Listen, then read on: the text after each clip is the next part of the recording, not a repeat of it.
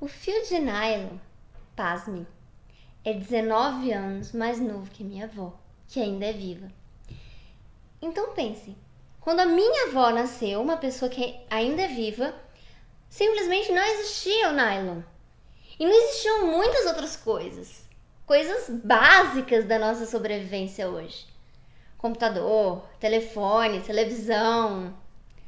Essas coisas não existiam. Inclusive a forma de ver o mundo dessas pessoas, há pouco tempo, era completamente diferente de hoje. Hoje a gente se pergunta, como é que eu vivi sem celular até pouco tempo? Vocês não devem ser mais dessa época, mas eu fui de uma época que eu passei a adolescência sem celular. E agora isso é incrivelmente estranho. Isso acontece porque as coisas estão evoluindo muito rapidamente. A nossa sociedade está se transformando num ritmo insano. Eu sou a Priscila Daledoni e eu vou falar hoje a respeito do contexto que fez o naturalismo, que tem muito a ver com essas mudanças. No século XIX, até ele, as coisas simplesmente não mudavam. Então, o que uma pessoa fazia, o filho dessa pessoa fazia, o neto dessa pessoa fazia, o bisneto, e assim, isso era mantido. Então, é uma família que cria gado. Isso vai passar de geração a geração. As pessoas não vão parar para se questionar, nossa, que profissão que eu quero? Será que eu quero continuar cuidando de gado ou eu quero virar um artista? Não, assim, isso não era nem questionado, era óbvio, porque fazia parte da sua família. E aí a reflexividade era muito menor. E aí hoje a gente já tem essa mudança. Como é que de uma hora para outra isso mudou? Foi de uma hora para outra mesmo. Em meados do século XIX, mais para o final do século XIX, é como se houvesse uma explosão de descobertas. Foi uma loucura, gente. Foi uma loucura. Se hoje a gente já fica pasmo, naquela época era incrível. O centro disso foi a Revolução Industrial. E aí vocês já devem ter estudado muita história. Eu tenho certeza de que vocês sabem muito mais coisa que eu, inclusive, acerca da Revolução Industrial.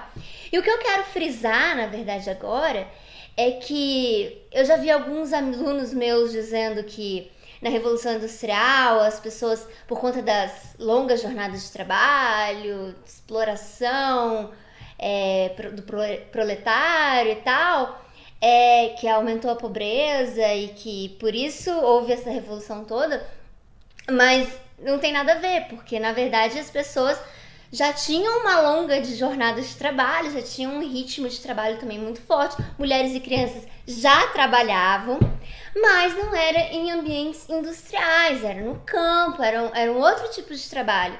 Então a surpresa veio com essa mudança, porque, por exemplo, os pobres, os miseráveis, eles costumavam ficar no campo, espalhados pelo campo. Então os intelectuais não tinham muito contato. A gente pode lembrar até que no romantismo eles idealizam o campo, a natureza, que lindo, né? Um camponês passeando, aquela coisa toda. Isso vem muito desses intelectuais não terem um real contato com o que acontecia no campo. Por isso que muitas vezes eles idealizavam até demais. A partir do momento em que as pessoas começaram a sair do campo e habitar as cidades mesmo, inclusive pessoas pobres, miseráveis, essas pessoas se aproximaram do ambiente dos intelectuais. E esses começaram a perceber que não era tão fácil assim a vida deles, talvez não era tão romântica como se dizia. E aí começou a surgir um movimento de reflexões acerca disso, em várias áreas do conhecimento. Eu tenho de um lado Darwin, com a teoria do evolucionismo, eu tenho o positivismo de Comte, eu tenho também a descoberta do inconsciente pelo Freud, foi uma revolução pra gente, as ideias do Marx e do Engels. Então são várias partes do conhecimento que se afloraram nessa época. E é claro que isso ia causar uma revolução na forma de pensar das pessoas. E aí começou a surgir uma ilusão, e eu afirmo isso pra vocês, que é uma ilusão, hoje a gente já sabe, de que o homem seria capaz de revelar todos os mistérios do universo. Tudo teria uma lógica e o homem em pouco tempo conseguiria compreender essa lógica como um todo. Não é o que acontece, né? Nós que estamos aqui no ano de final de 2016, a gente sabe que existem tantos mistérios que muito provavelmente a gente nunca vai conseguir descobrir todos. Mas naquela época começou aquele auê, e muitas pseudociências começaram a surgir também. Então as pessoas começaram a acreditar que elas podiam analisar tudo por meio da ciência. Então houve quando eu falo pseudociência, é uma ciência falsa. Então assim, não é ciência de verdade. Então as pessoas podem avaliar personalidade de acordo com o tipo físico, o baixinho, gordinho, careca, narigudo. E a gente sabe que isso é completamente ilógico. E junto com essa pseudociência foram várias que apareceram. E a teoria que a gente vai dar ênfase hoje é a teoria em que o naturalismo se apoiou muito, que é o determinismo. Vocês já ouviram falar do determinismo? O determinismo é uma coisa pré-determinada. Então é como se nós fôssemos meros marionetes do destino. O homem é produto do meio, do momento e da raça. Ou seja, do meio. Me diz com quem andas que eu te direi quem és. Então essa é uma visão determinística. Eu sou uma pessoa super boa, uma santinha. Aí eu começo a andar com uma galera barra pesada. Eu necessariamente vou deturpar meus valores? Para eles sim, porque eu seria imediatamente influenciada. Então, sei lá, quando a mãe e o pai de vocês falarem assim, não, deixe vocês saírem com fulano, que ele não é bom elemento. Vocês podem argumentar, nossa mãe, nossa pai, você tá sendo muito determinista. Aí você vence pela inteligência, cultismo. Brincadeira, gente, não faz isso não. Além do produto do meio, também é produto do momento. Então eu sou super honesta, nunca roubei, nunca trapacei nem nada. Mas eu nunca passei dificuldade financeira, eu nunca passei fome, necessidades básicas. Então, de acordo com os deterministas, quando você está nesse momento de dificuldade, você rouba, você trapassa, você engana. Então, é tudo dependente do momento em que a gente está. E da raça, por fim, a gente sabe, vamos lá, século XIX em especial.